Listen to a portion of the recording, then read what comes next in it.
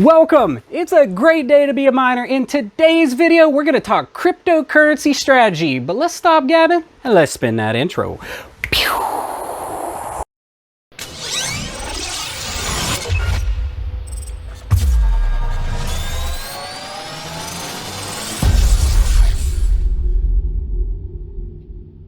Recently, my man Nick from Mining Office and I were talking, and he asked me about my crypto strategy. Basically, what do I do with my mining rewards? Do I hodl? Do I exchange? Do I liquidate, etc.? Before I go into the details of my personal strategy and what I do, I want to start off with a disclaimer. This is not financial advice. There is an inherent risk with investing and especially with cryptocurrency. Never invest what you cannot afford to lose. At the end of the day, do your best to do what suits you and your individual situation. Okay, now that we got the disclaimer out of the way, I thought I should probably quickly touch on my background and how my crypto strategy has actually changed in 2021. I started mining during the boom back at the end of 2017 going into 2018. Back then I only had a couple of GPUs and I have casually worked my way up since to where I am today. My strategy was much different back then from what it is today. From 2017 through 2020, basically everything I mined, I held on to or I hodled.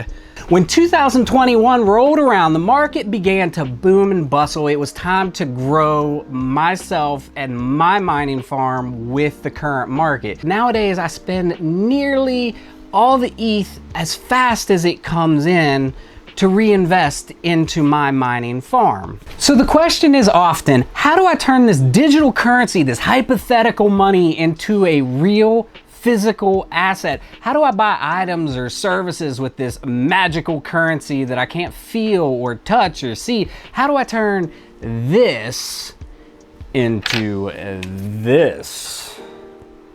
There are some places that actually do accept specific cryptocurrencies as payments for their goods or their services, but for the most part, we are expected to pay in fiat, our native currency.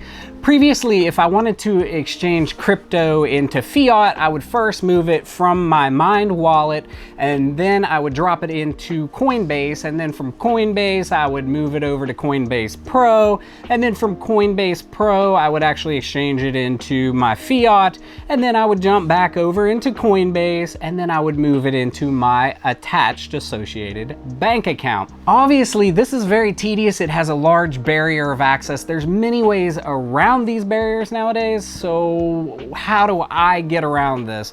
Well, the barrier breaker that I choose is actually the Crypto.com Visa, hashtag not a sponsor.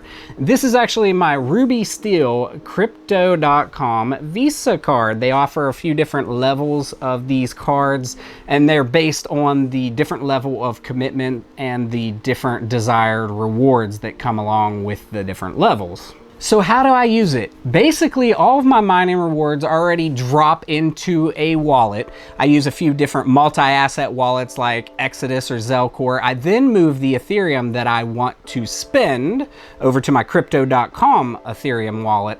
Then I use the app on my phone. I go over to the cards tab, I hit the top up function, and then I'm essentially selling that Ethereum at the current market price and changing it into US dollars or whatever your native fiat is.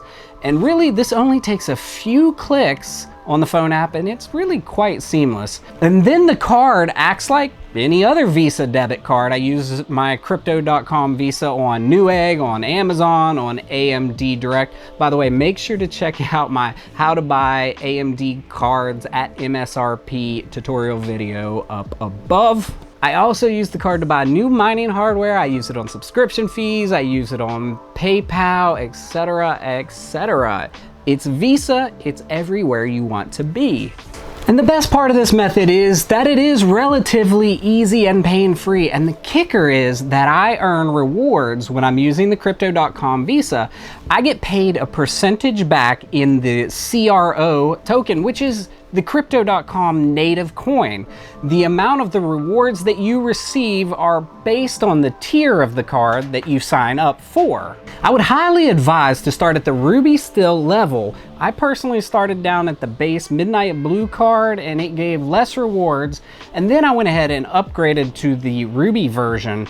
And it is actually a pretty cool card. It's metal, it's thick, it's really solid, it's pretty nifty. But upgrading is a real pain. During the changeover, they're essentially issuing you a brand new card and they're cutting off this existing card. And there was about a week and a half where I had no access at all. And then after that week and a half, they actually issued me a temporary virtual number with the PIN number so that I could buy things again. However, it then took weeks to receive the actual physical card in the mail and then to activate it. And then of course, if you already have different things tied to your credit card number, you have to go and update them. I had to update my Amazon account, etc., with the new credit card information. So then you're probably wondering, do I sell everything that I earn? Whereas most of my crypto mining rewards do go into new hardware and expenses like my electricity, I do have a small portfolio that I just will not touch, that I've mined along the way. I'm not going to give you the exact total that I hold, but I'll give you some of the assets. I'll tell you the percentages. The main assets that I hold are Bitcoin, Ethereum, Link, CRO, Raven, and then of course I have a small handful of other altcoins like Neo, EOS, BAT, and of course a few spec coins that I've mined along the way that really have no real value yet. I have about 70% of my total portfolio is in Bitcoin, 10% is in Ethereum, 10% is in Link, and the rest of my coins make up the other 10%, give or take. I'd advise to always try to keep at least a third or 50% of your portfolio in Bitcoin if you are holding for the long-term investment. My portfolio was about a third to 50%, 33 to 50% of Bitcoin prior to 2021. And then of course the entire market went up and Bitcoin went crazy. And so that's kind of how I'm setting at the 70% marker on the Bitcoin now. As a side note, I use Cointracking.info to track all my assets and my portfolio. There is a subscription fee with this, but it is a very in-depth way to keep a visual track on your crypto and on your transactions. I think that about sums it up. I want to thank you for staying along with me while I drone along about my history and about my cryptocurrency experience. Let's go ahead and cut to that outro. So there you have it, my cryptocurrency strategy. This is just what suits me and my situation best. Again, do whatever is in the best interest of you and all those around you. If you need help, make sure to join the Misfit Mining or the Hashrate Discord. There's always plenty of seasoned vets in there willing to help you out.